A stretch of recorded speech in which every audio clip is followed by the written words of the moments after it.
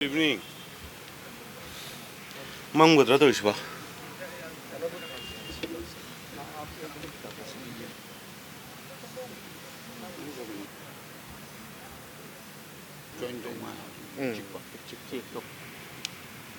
To adin na kado mayam do yaro.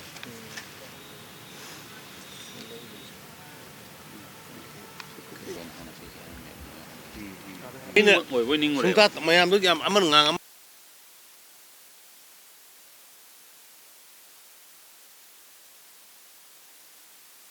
Mukshure Megi Tarik Omdagi Saturayba Toning the boxing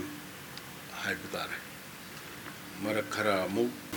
Gumbi Kendada Sumnagi village volunteer whom do militants terrorists Malaga Harpidam Dana Madugi Mungaitaba, Isamuk Satana Koi, Honorable Minister Emiliano Koi Satana, Florent Tribute of the Rui, Adobe Toki, but of to Mapum the Shoe, Koi and Jerry, Amna, Muaitaba Togoni, the Lake Kitabashing Gi, the Maktashu Kurawaba, Mr. Kargi, Maki Degi, the Bakoi.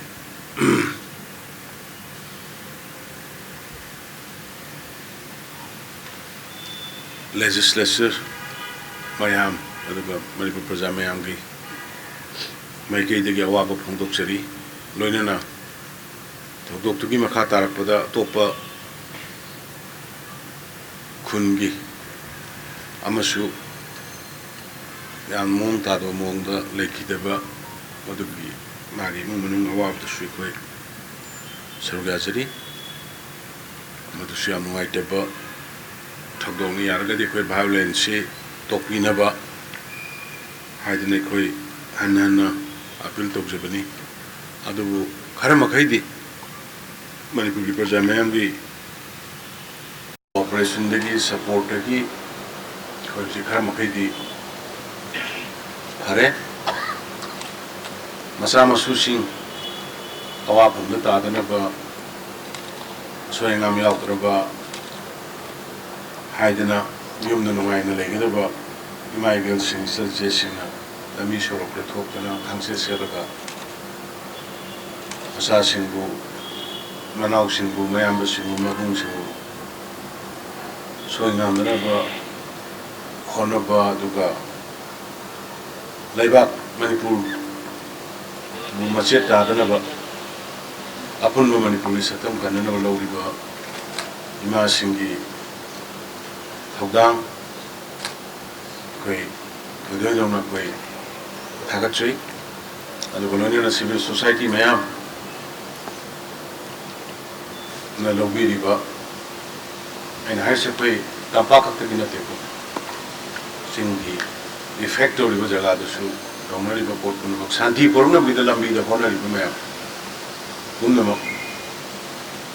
Magi the game of the Sakari, Magi the game. Community animaki, civil society sing, leadership, Mayambu Takachari, Magolona, Tabakilamda, Batanadaba, Kara, the Nabadagilambi, the Karida, Garisa Toxas in the Tingamba, Colamba, in Parmanum, the Karita Noxin, Loina, Waliota is Hanarabamatum, the Loina in the Nosi. A home William Zauna, Pubire, and Logi Masiki Doctor. I my bills, civil society, I do Manipur police, a job with Dangloriba, the Central Paramilitary Forces, Army, and some rifles, Punakoi.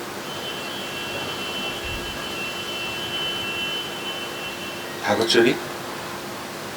Machinery, when I do my processing, it has about.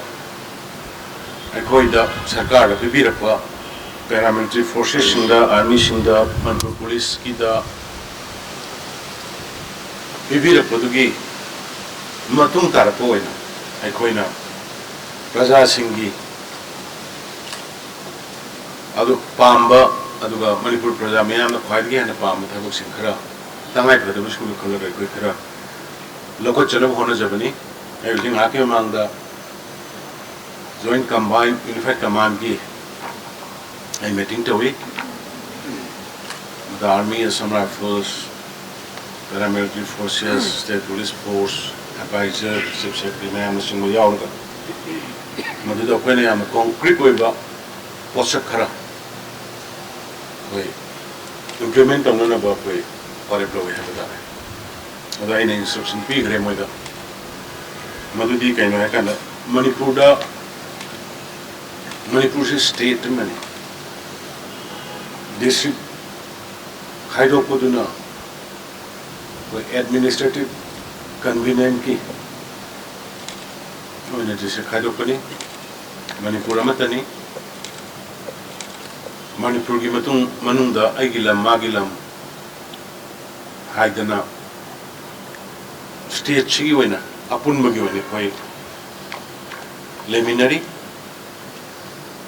मसीदे दा कोई live थोई बेरांग किन मर मोर कांदा जगह जगह jurisdiction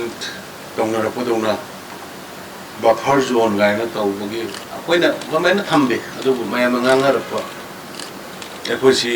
Koge India Pakistan की LOC की type थम्बदुबगी मोंग मानुगुंबा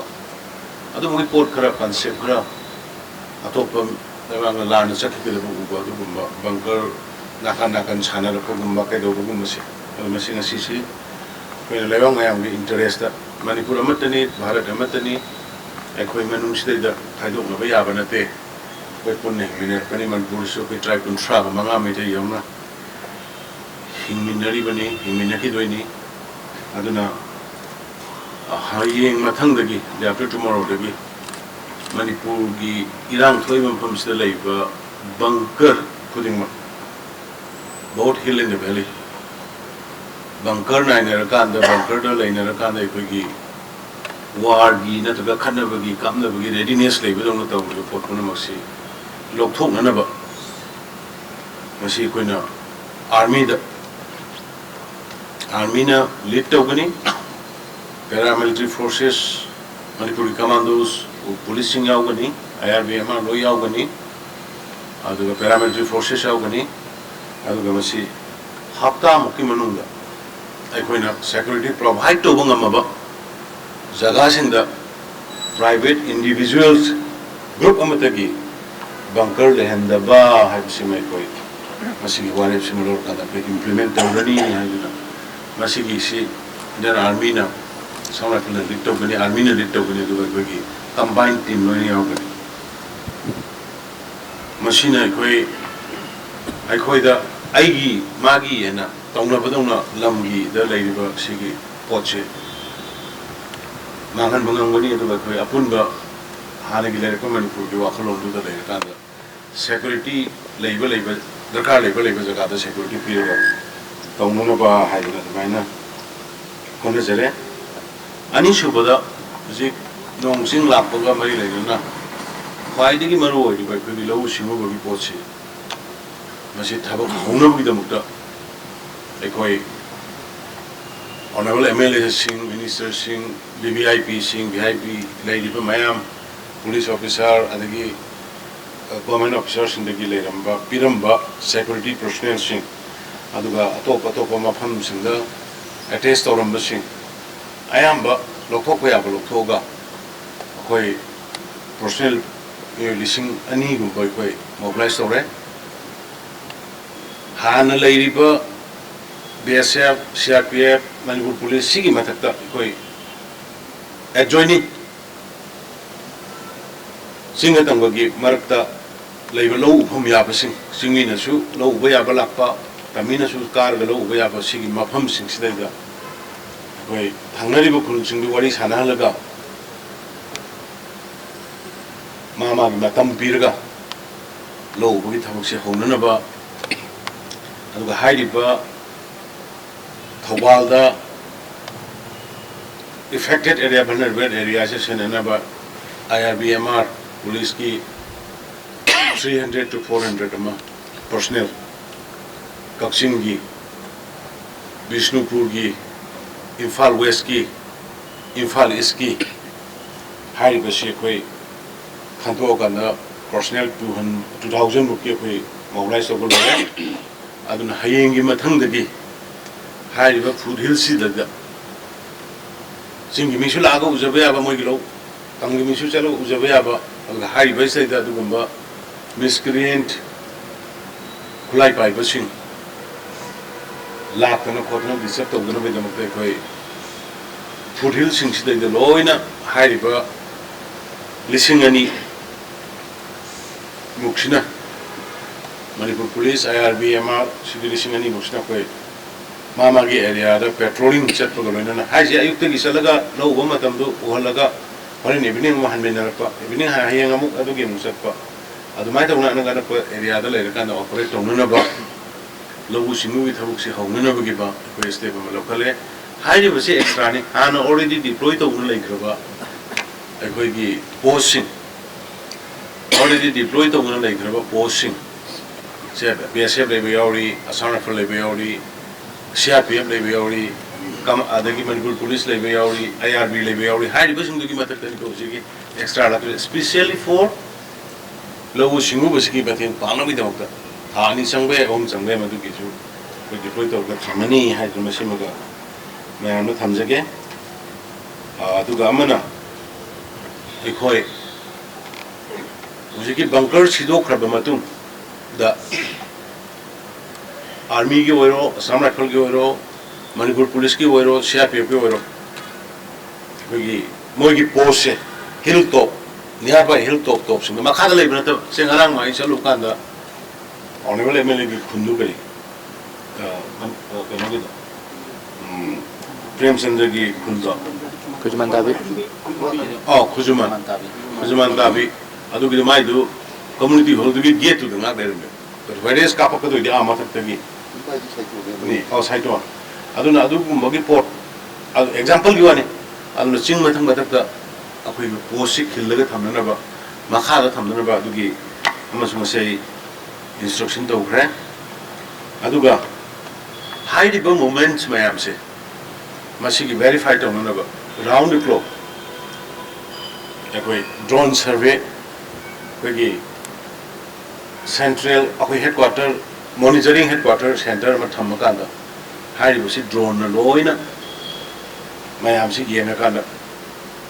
Bunker Kaile, Bunker to Wagra, or Longi Singilo, Ulibra, Udabra, Kalila Ilape, policing separate Satabra, paramilitary force of the Rajakoi. Operational headquarters ama Hanakanda, not the data when monitor Torga, award for Asway Survey, Vazagat, the reinforced on the makeup on the Navigi Mecadism, Amikoi, locally Adugolina, Akogi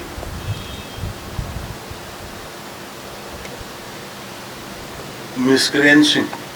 and polite. Fiber Kulai, the washing of the belly area, the shoe, Satok the Sinto, we have a Pauli, Singi area, the shoe, Lambi the Longhanga, Zangal the Natana, Zangal the coming operation of Satari Makatagini, the Lambi Longhanga Shuyama, Sato Kopi Pau, Gari, the Gay, in a mass frisking, Lambishing, that's at all. Check Tonganaba Shima. I equate Yapana instruction to Gre when an Singamanita Manimata, I am laid up to me was a quickie lucky population. Madu Yaragadi quickie no Yuba and Yuba Kanba. Have a local locking it coming operation, search operation, Matang Kaya Torquia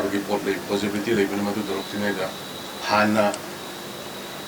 picket pirum, but minor picket pirum, 6 situation, Ukra, paramilitary forces, Manipur police, personnel, Karikarimama, vulnerable areas into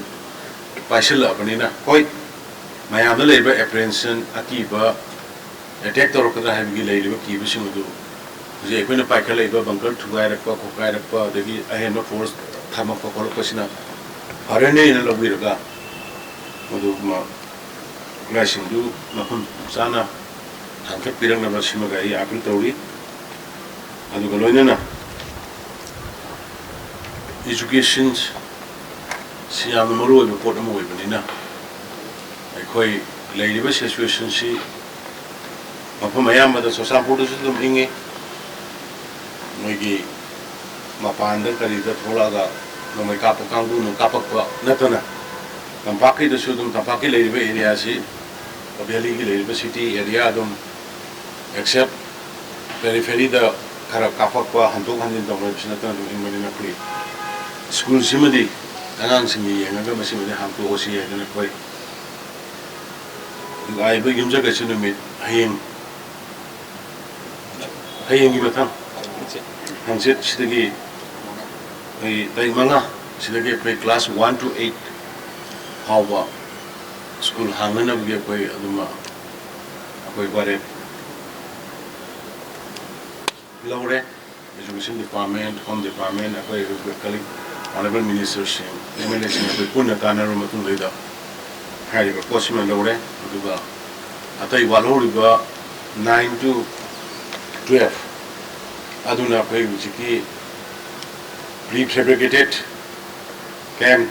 relief camp leida sing school college leida sing sapathu matamda within months hongkoni sabo che yam kana war fitting da tawre che loibaga situation yengaga hai walhoriba sing shishu haunana bane koi kana khana jare siga mari leina koi mahiroi luktal ki icha sing su koi honorable minister education ga unaduna duwa hauna tiba khana tiba leire ya maruina kuji thoiba thonan ke ba thok sigi wakat haining mo wa kaya tabi de tai haibam khangde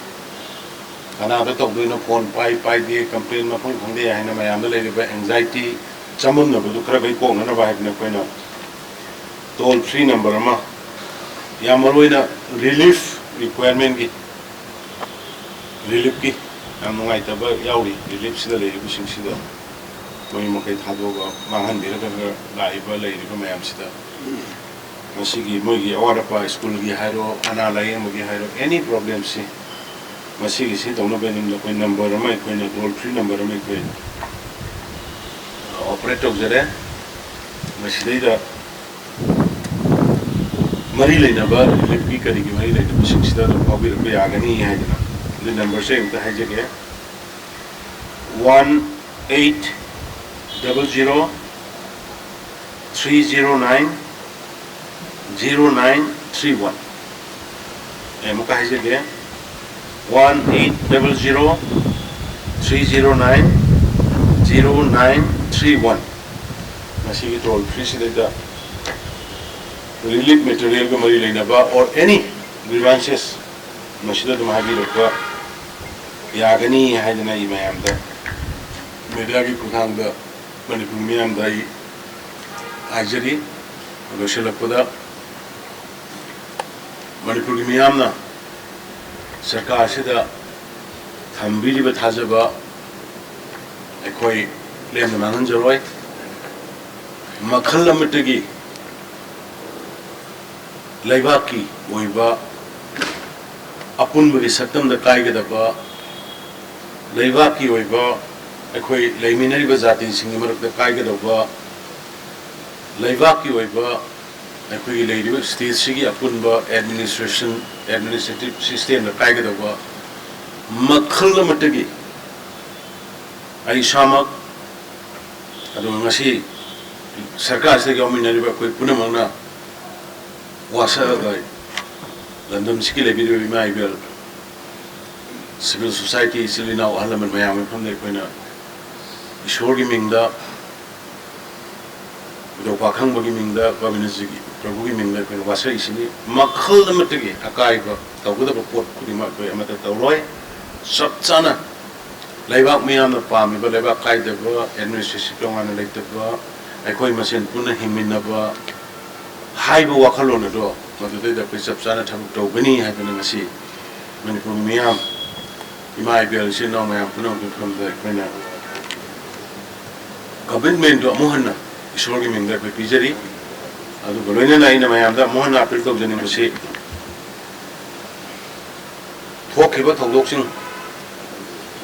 ꯊꯣꯛꯈ꯭ꯔꯒꯁꯨ ꯃꯈꯥ ꯇꯥꯕꯗ ꯑꯩꯈꯣꯏ ꯏꯔꯥꯡ ꯃꯤꯍꯥꯠ ꯃꯤꯄꯨꯟ ꯌꯨꯝ ꯀꯩ ꯊꯨꯒꯥꯏꯕ ꯂꯨꯠꯄꯥꯠ ꯇꯧꯕ ꯑꯗꯨꯒ ꯃꯤꯒꯤ ꯃꯁꯥ ꯃꯁꯥꯒꯤ ꯂꯩꯖꯔꯤꯕ ꯂꯝꯁꯤꯗꯩꯗ ꯑꯩꯈꯣꯏꯅ ꯂꯝ ꯂꯧꯗꯣꯏꯅꯤ ꯌꯦꯟꯅꯗꯣꯏꯅꯤ ꯂꯩꯗꯣꯏꯅꯤ ꯀꯥꯏꯅ ꯇꯧꯕ ꯌꯥꯝꯅ ꯄ꯭ꯔꯣꯚꯣꯀꯦꯇꯤꯚ ꯑꯣꯏꯕ ꯑꯗꯨꯒꯨꯝꯕꯁꯤꯡ ꯇꯧꯕꯤꯗꯅꯕꯁꯨ ꯑꯩ ꯕꯣꯠ ꯀꯝꯃꯨꯅꯤꯇꯤ ꯑꯅꯤꯃꯛꯇ ꯑꯄꯤꯜ ꯇꯧꯖꯔꯤ ꯑꯗꯨꯒ ꯁꯤꯚꯤꯜ ꯁꯣꯁꯥꯏꯇꯤ ꯈꯔ ꯑꯩ ꯃꯃꯤꯡꯗꯤ ꯄꯜꯂꯔꯣꯏꯒꯦ ꯌꯥꯝꯅ ꯑꯀꯟ ꯑꯀꯟꯕ ꯋꯥ ꯑꯩꯈꯣꯏꯒꯤ community amada nungairoi community amada sokadaba prajada yamna emotional provoke tawgadaba aduguma wahi wata sing sinaba press statement sing kari kari yaringai ngangbada sakpada tv discussion da oiro amada oiro provoking oiba jati amagi nungairoi daba simai tawbiganu haidana mayamda haijadi nangba hainingba pot punamak adum fajana ꯑꯩꯈꯣꯏ ꯄꯨꯝꯅꯃꯛꯄꯨ ꯈꯣꯟꯖꯜꯂꯒ ꯄꯨꯝꯅꯃꯛꯄꯨ ꯇꯥꯁꯜꯂꯒ ꯍꯥꯏꯕꯤꯕ ꯑꯗꯨꯒ ꯔꯤꯃꯔꯁꯤꯃ ꯂꯩꯕꯥꯛ ꯏꯆꯤꯟ ꯏꯅꯥꯎꯁꯤꯡꯗ ꯑꯩꯅ appeal ꯇꯧꯅꯤꯡꯕꯁꯤ ꯉꯁꯤ ꯃꯦꯗꯤꯌꯥꯒꯤ ꯈꯨꯠꯊꯥꯡꯗ ꯄꯥꯎ ꯑꯃ ꯇꯥꯔꯗꯤ ꯃꯗꯨ ꯑꯦꯠꯂꯤꯁ ꯑꯅꯤ ꯑꯍꯨꯝꯂꯛ ꯆꯨꯝꯕ꯭ꯔꯥ ꯂꯥꯟꯕ꯭ꯔꯥ ꯍꯥꯏꯅ ꯔꯤꯚꯦꯔꯤꯐꯥꯏ ꯇꯧꯕꯤꯌꯨ ꯅꯠꯇ꯭ꯔꯒꯗꯤ ꯍꯧꯖꯤꯛꯀꯤꯗꯤ ꯐꯣꯇꯣꯁꯣꯞ ꯑꯗꯒꯤ ꯇꯦꯛꯅꯤꯀꯦꯜ ꯃꯌꯥꯝ ꯑꯃ ꯏꯟꯇꯔꯅꯦꯠꯀꯤ ꯑꯗꯒꯤ ꯁꯣꯁꯤꯌꯦꯜ ꯃꯦꯗꯤꯌꯥꯗ ꯀꯩꯗ ꯂꯩꯔꯕꯅꯤꯅ ꯄꯪꯍꯥꯏꯗ ꯍꯥꯏꯔꯛꯄ ꯄꯪꯇꯧꯗ ꯇꯧꯔꯛꯄ ꯃꯌꯥꯝꯁꯦ ꯇꯧꯔꯀꯥꯟꯗ ꯑꯩꯈꯣꯏꯁꯤ amana amadu thajana dabagi changsi amna henkana lei aduna pau ama wafam ama social media da natraga kabal lakpa matamda re-verify to birakanda chumbra lanbra hangbirakanda makhata ba thabuk sing tawbiu haiduna appeal tawjari aduga loina khwaidagi maruiba mangda phambiriba media gi sinnaw sing karigumba kanagumba press meet tawbada natraga wangangbada asoiba yawra bawbada emotionally natrana hairoi da wahi thokiba yor babuda madu edit to bi heraga leidiba situation sida phagada maongda semtok biraga santi poromna bi maongda pau phangina ba pau tambina ba pau ibina ba ai masim tamso apil tawjari nglosilapda imai bel cheno mayam manipur gi lebiri ba praja punama mapanda lebiri ba manipur gi ungsibi ba mayam punamna ingna chingna manipur da shanti hanjalangna bi hona bi punamako amuhana ikoi mayam ge tarap tagi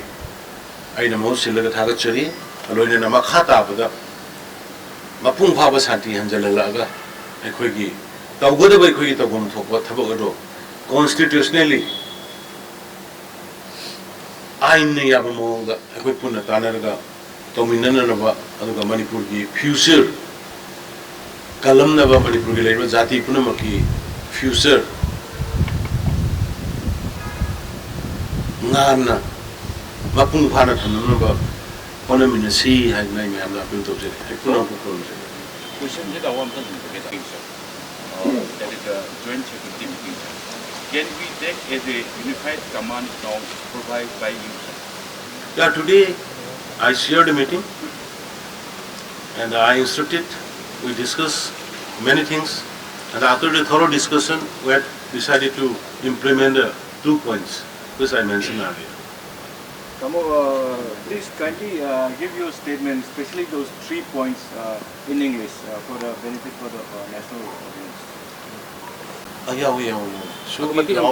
Sugi ground room gi matang da athuba matam da monitoring cell gi meeting dongna ba aduga khulai khongkolai ba masing mayam ada kem da leiru mayam kyano aduga su in mana kyano su in da bana kyano su in da bin gi matakta akan ba action long na ba gi post instruction to gore adugi moi monitoring committee gi meeting to roka da adugi details ma athuba matam da la ane na